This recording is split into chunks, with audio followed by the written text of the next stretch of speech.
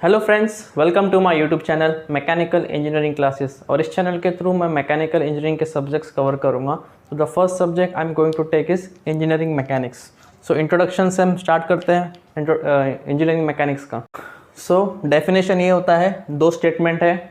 हम first statement देखते हैं डेफिनेशन का, और डिस्क्रिप्शन में मैंने अच्छे फॉर्म में लिख के दिया है नोट्स के लिए।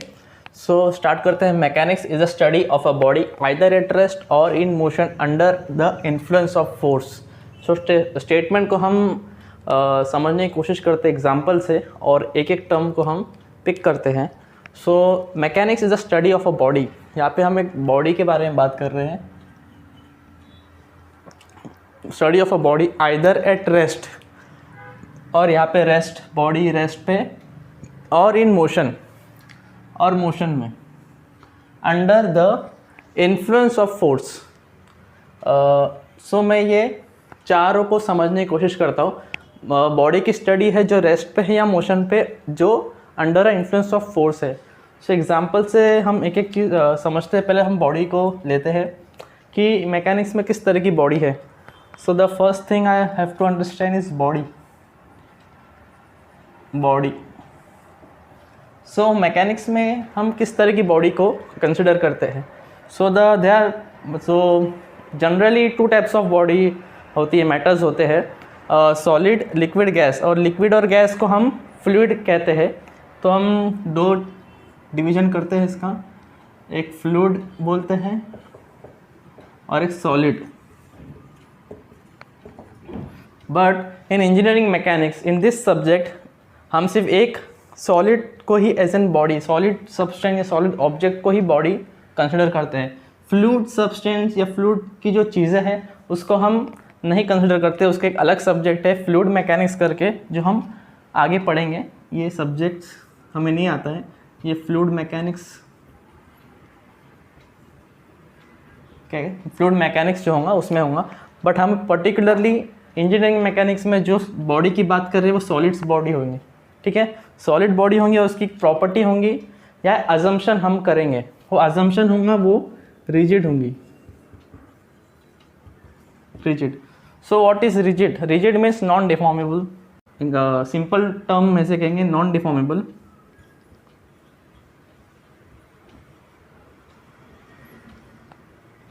अब नॉन डिफॉर्मेबल का मीन्स ये है कि इर्रिस्पेक्टिव वो कोई भी मटेरियल का बना हो, प्लास्टिक हो, वुड हो या स्टील हो, कुछ भी हो, बट वो अपना शेप, साइज चेंज नहीं करता जब उसके ऊपर फोर्स अप्लाई किया जाता है। बट जब बॉडी अंडर, ये समझो एक बॉडी है, ठीक है, इसके ऊपर फोर्स अप्लाई हो रहा है, इसकी लेंथ फोर्स F।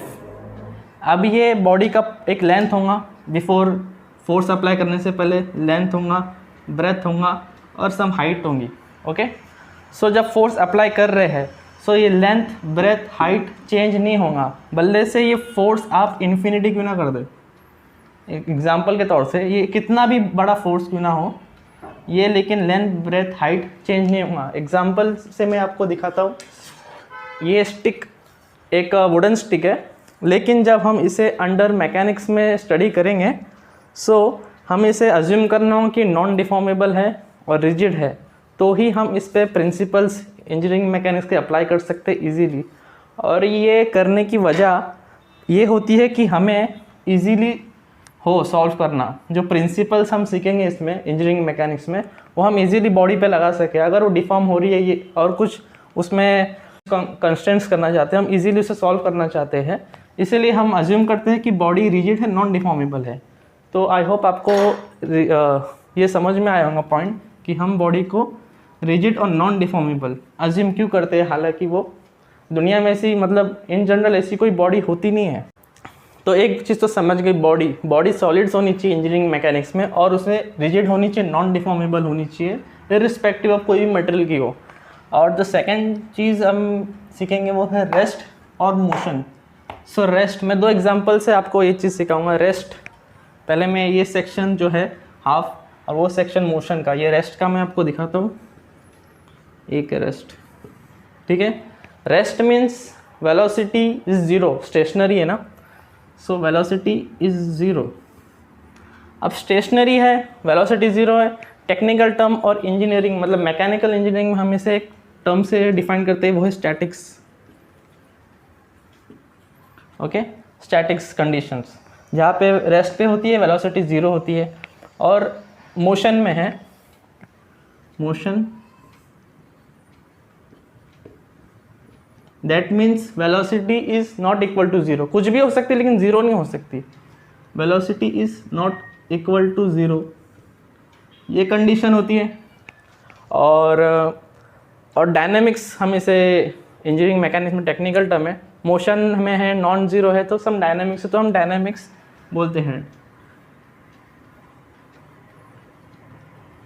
ओके, सो डायनेमिक्स, स्टैटिक्स, डायनेमिक्स दो पार्ट में स्प्लिट होता है इंजीनियरिंग मैकेनिक्स। तो हम स्टैटिक्स में सीखेंगे जहाँ बॉडी की स्टेशनरी पे है, रेस्ट पे है, और मोशन पे भी सीखेंगे जहाँ बॉडी मूविंग है। डायनेमिक्स में उसमें वेलोसिटी होती है। हाँ ठीक है। सो एग्जांपल में लेता हूँ दोनों का एक एक। सो स्टैटिक्स के लिए मैं एक ये सरफेस है ग्राउंड, ओके। डैम का एग्जांपल लेते हैं। डैम ह्यूज स्ट्रक्चर है, बहुत बल्की होता है, और डैम को बनाया जाता है ताकि वो एक ही जगह रहे। तो परफेक्ट एग्जांपल है रेस्ट का। एक रफ डायग्राम है डैम का।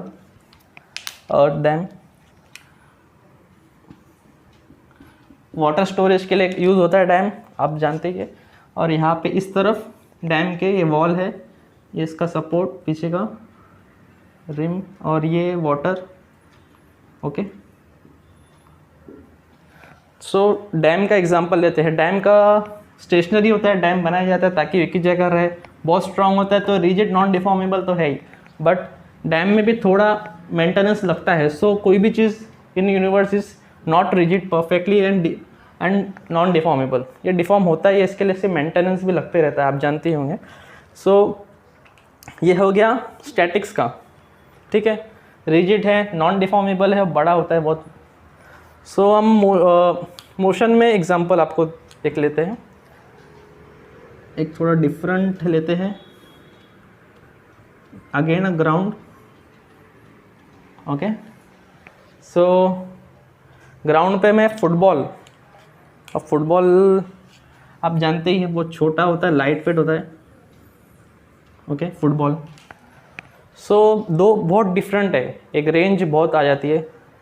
इसमें मैंने एक स्ट्रक्चर लिया है बहुत बड़ा, और उसमें मैंने एक बहुत लाइट वेट 150 ग्राम 100 ग्राम वेट होता है फुटबॉल का, और वो डिफॉर्मेबल होता है, मतलब इलास्टिक होता है नेचर में।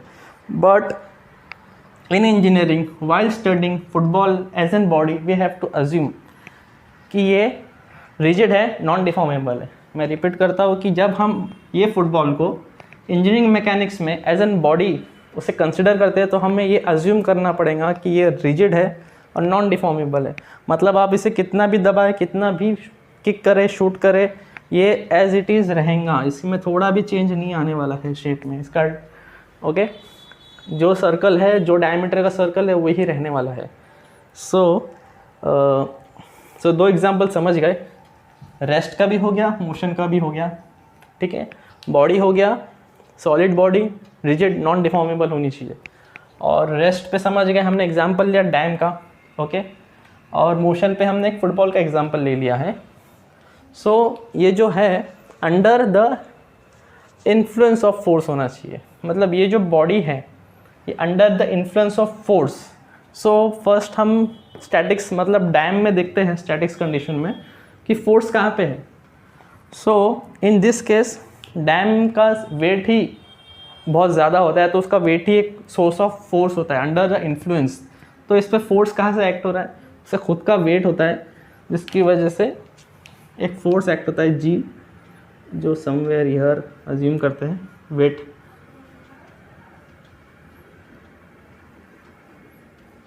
ये वेट है डैम का। और दो सोर्स होते हैं, एक हो गया वेट, डैम का वेट ही उसके ऊपर बॉडी पे होता है, बहुत बल्कि होता है। और ये सोर्स ऑफ वाटर, मतलब वाटर स्टोर करता है, तो ये वाटर एक हाइड्रोलिक प्रेशर इस साइड ऑफ वॉल पे क्रिएट करता है, मतलब बॉडी पे एक प्रेशर बिल्ड कर रहा है। तो ये भी एक हाइड्रोलिक प्रेशर फोर्स होता है जो ये बॉडी पे, ये डैम पे एक्ट होता है। हाइड्रोलिक फोर्स है तो FH लिखाओ। सो ये दो फोर्स है जो ये बॉडी, मतलब हमारे फर्स्ट बॉडी पे, ये हमारी फर्स्ट बॉडी है, ये सेकंड बॉडी।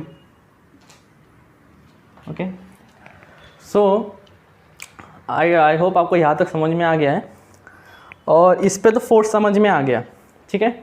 अब इस पे फोर्स कहाँ से आएगा? फुटबॉल का वेट तो 100 ग्राम्स होता है, हम इसे निगलेक्ट भी कर सकते हैं just for easy to understand और to solve the problem. But in football case, football एक मूविंग बॉडी है, यहाँ स्टेडियम में यहाँ वहाँ वो मूव होते रहता है, मोशन में होता है। सो लेकिन उसके ऊपर फोर्स होता है प्लेयर का। व्हेनेवर प्लेयर किक्स, वो किक करता है फुटबॉल को, शूट करता है गोल मारने के लिए या पास करने के लिए, he applies a force. Okay, whenever a footballer kicks the football, वो एक फोर्स अप्लाई करता है फुट के ज़रिए।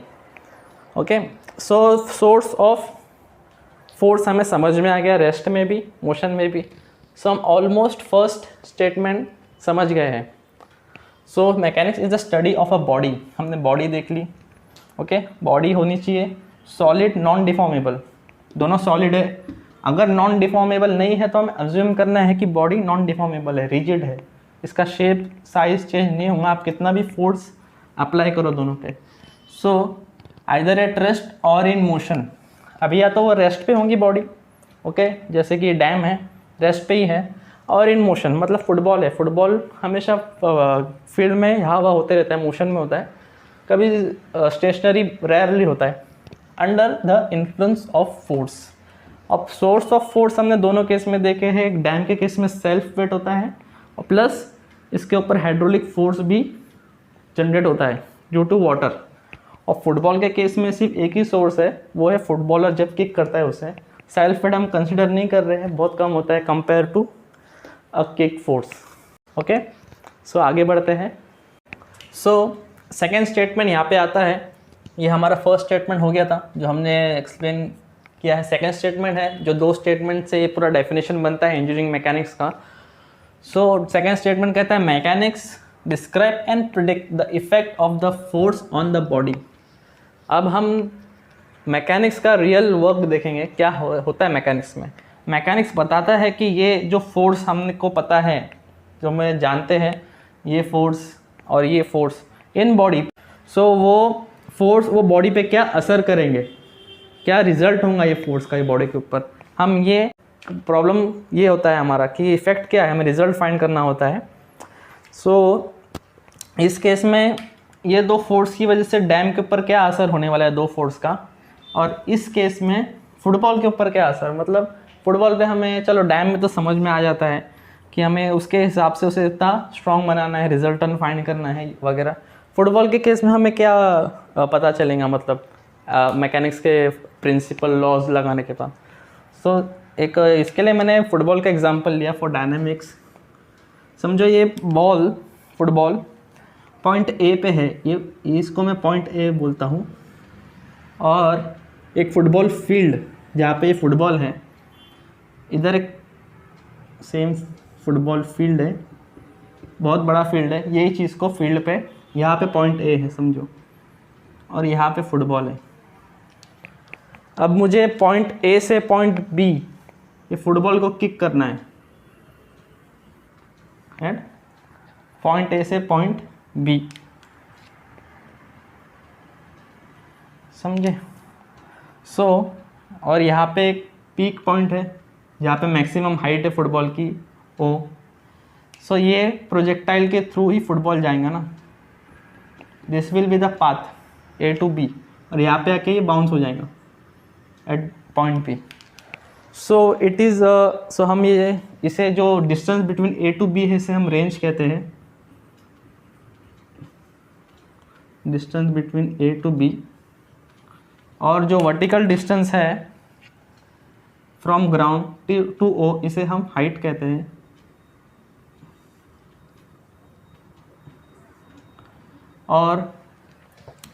और यहाँ पे एक अलग अलग पॉइंट मैं एज्यूम करता हूँ, सी ई, ओके, रैंडम पॉइंट है ऑन प्रोजेक्ट और ये पाथ के ऊपर।